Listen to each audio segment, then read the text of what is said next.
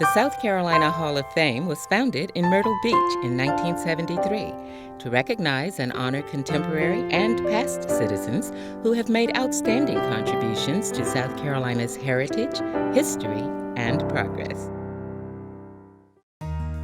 Donald Stuart Russell was born on February 22, 1906, in Lafayette Springs, Mississippi. When he was 4 years old, Russell's father died, and he and his family moved to South Carolina. When Russell was only 15 years old, he graduated from high school and enrolled at the University of South Carolina. He completed law school when he was 22 years old and began practicing law in Union, South Carolina. In everything he ever did, he was a brilliant man, and I think that was an early evidence of his tremendous intellect.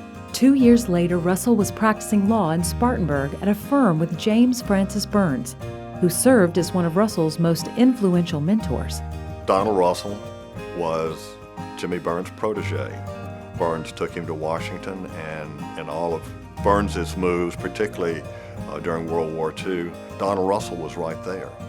After serving closely under Byrnes during the Second World War, Russell moved back to the Palmetto State and was named president of the University of South Carolina.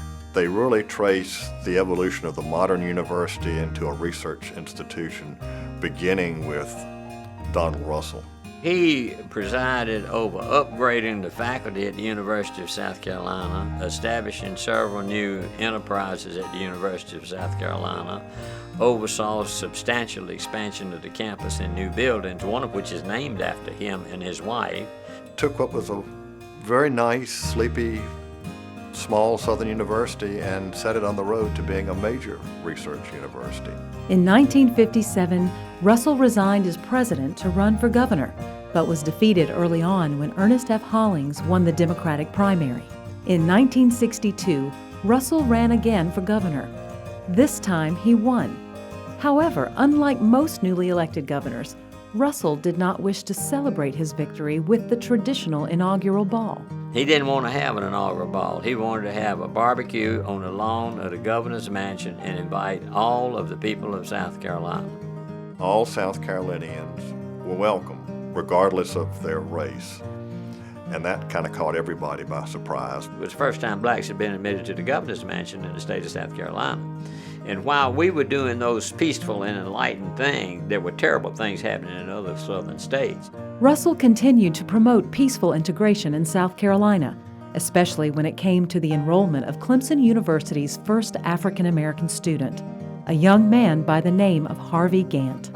Harvey Gantt was a young African-American from Charleston who wanted to be an architect, and Clemson has a school of architecture. It's the first integration of any public institution in the state of South Carolina. This was at a time when people were going crazy in Mississippi and Alabama and Georgia and standing in the doorway, and the question was, how is South Carolina going to handle it? The national media descended on Clemson thinking this was going to be another Ole Miss. Riots, rocks, people being killed. Governor Russell was the one that really had the authority over how to handle that admission. John F. Kennedy was president, and Bobby Kennedy was Attorney General. And the governor was in constant communication with the Kennedy administration because they wanted to send federal marshals down here. And Governor Russell, although he had lots of conversations with them, told them he did not want federal marshals down here, that the state of South Carolina would handle it peacefully. Gantt was peacefully enrolled, and the following fall, the University of South Carolina desegregated. As governor, Russell also maintained an open-door policy in his home, inviting South Carolinians to come and visit him at the governor's mansion. He saw everybody, and that included people of power and ordinary people and people that walked in off the street.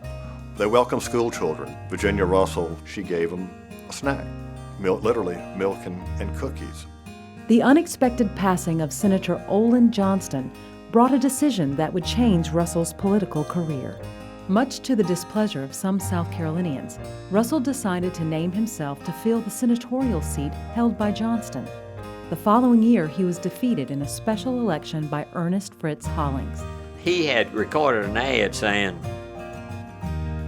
that his highest ambition was to be governor, and he had no aspirations to go to the United States Senate.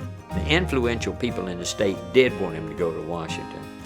But the self-appointment ultimately became the issue that defeated him. In 1967, President Lyndon B. Johnson appointed Russell to be a U.S. District Judge. He served until 1971, when he was assigned by President Nixon to the U.S. Court of Appeals.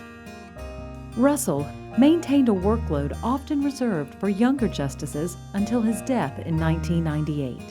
He was as vital as he was when we were in the governor's office. I mean, I couldn't tell the difference.